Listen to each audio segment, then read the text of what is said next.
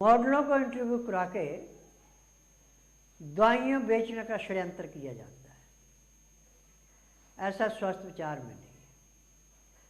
और स्वस्थ विचार की एक विशेषता और है कि आपके मुंह से कभी नहीं पूछा जाएगा कि आपको क्या रोग है। आपके साथ वाले से कभी नहीं पूछा जाएगा कि इनको क्या रोग है। यहाँ का नियम है कि बुधवार की स्वस्थ विचार आश्रम छुट्टी रहती है।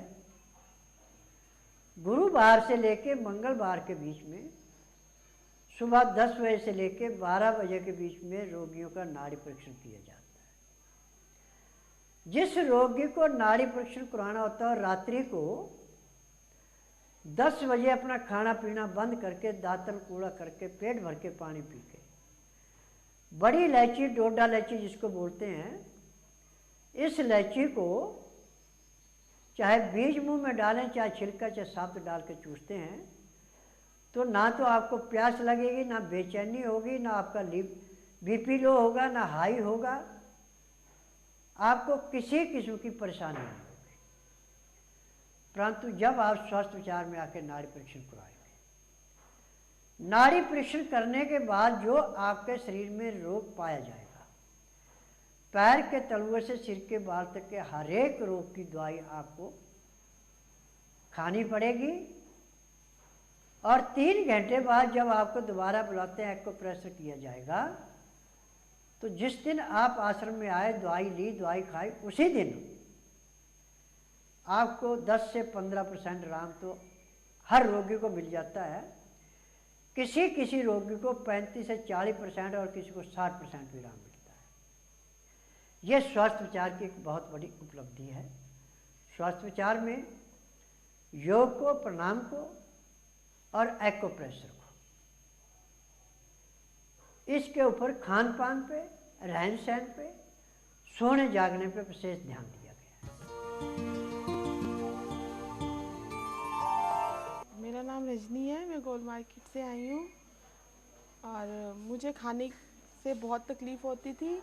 जैसे पहली गिराई से ही मेरा सांस रुक जाता था और इतना कि आता ही नहीं था। फिर मैं यहाँ हमने टीवी देखा, हमें बाबा जी का पता लगा।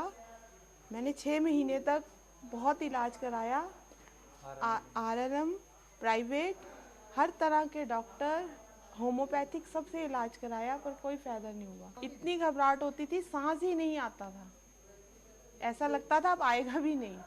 तो काफी बेचैनी हो जाती थी और जब तक डकार नहीं आता था सांस नहीं आता था। एलोपैथिक में मेरे हर तरह के टेस्ट हुए, इंडोस्कोपी, अल्ट्रासाउंड, ब्लड टेस्ट, सेटोस्कैन, सब तरह के टेस्ट हुए, उसमें कोई कुछ नहीं आया। कोई तकलीफ नहीं आई? कोई तकलीफ नहीं आई। वो दवाई चलाते हैं? दवाई मैंने हर तरह की दवाई ली है।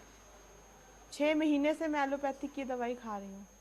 तो उससे कोई फर्क पड़ा था? कुछ भी नहीं, वैसे ही था। पड़ा। और डॉक्टर से पूछा तो कहते हैं हमें खुद नहीं समझ आ रहा है कि क्या प्रॉब्लम है। फिर हमने बाबा जी का प्रोग्राम देखते थे तो उन्होंने ऐसे इधर आए हैं, 12 घंटे पहले नहीं खाना होता है कुछ, तो उन्होंने जैसे ही मतलब नाड़ी परीक्षण किया तो विद इन 10 सेकंड के अंदर उन्होंने प्रॉब्लम भी बता दी और किस वजह से हुई ये तक बता दिया। आज मुझे दवाई खाते हुए 1 हफ्ता हो गया और मैं पूरा खाना खा रही हूँ। पूरा मतलब पहला एक्यूप्रेशर दिया उन्होंने तो इमीडिएट इसने खाना खाना शुरू कर दिया पहले एक्यूप्रेशर से। तो क्या आपने खाना खाते तो क्या उसमें सांस नहीं फूलता? अब नहीं फूलता, बिल्कुल ही नहीं फूलता कि थोड़ा थोड़ा फूलता है? नहीं, ये तो मेरे दिल की घबराहट है, वैसे सांस बिल्कुल नहीं फूलता। सांस बिल्कुल नहीं फूलता? नहीं, तो घबराहट थोड़ा सा होता है? नहीं, इतनी नहीं जितनी पहले होती थी। पहले थी उतनी तो नहीं होगी जैसे सांस अब फूलना बंद। अब मैं अपना खाना खा लेती हूँ, अब आराम से खाना खा लेती? हाँ जी। अच्छा, क्या पहले सिर्फ खाना खाने से, पानी पीने से घबराहट या सांस रुकता था कि ऐसे भी रुक जाता था? सिर्फ खाना खाने से, पानी, कुछ खाने की चीज खाने से सांस तो आप रुकता। क्या कभी जीना ना चढ़े थे? नहीं, जीना चढ़ने में कोई सांस नहीं, ऐसा कुछ ऐसा कुछ नहीं नहीं, था? ऐसा खाना कुछ, खाते सिर्फ कभी- खाने से ही तकलीफ थी मुझे।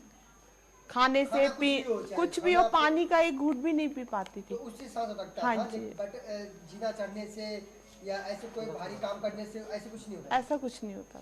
हमने हर पूरे 6 महीने मैंने एलोपैथिक की तो दवाई। ये तकलीफ आपको कब से हुई थी? ये जुलाई से हुई है मुझे तकलीफ। उससे पहले भी थोड़ा सा था लेकिन अब ज़्यादा बीच में काफ़ी बढ़ गई थी। बहुत ज़्यादा बढ़ गई थी।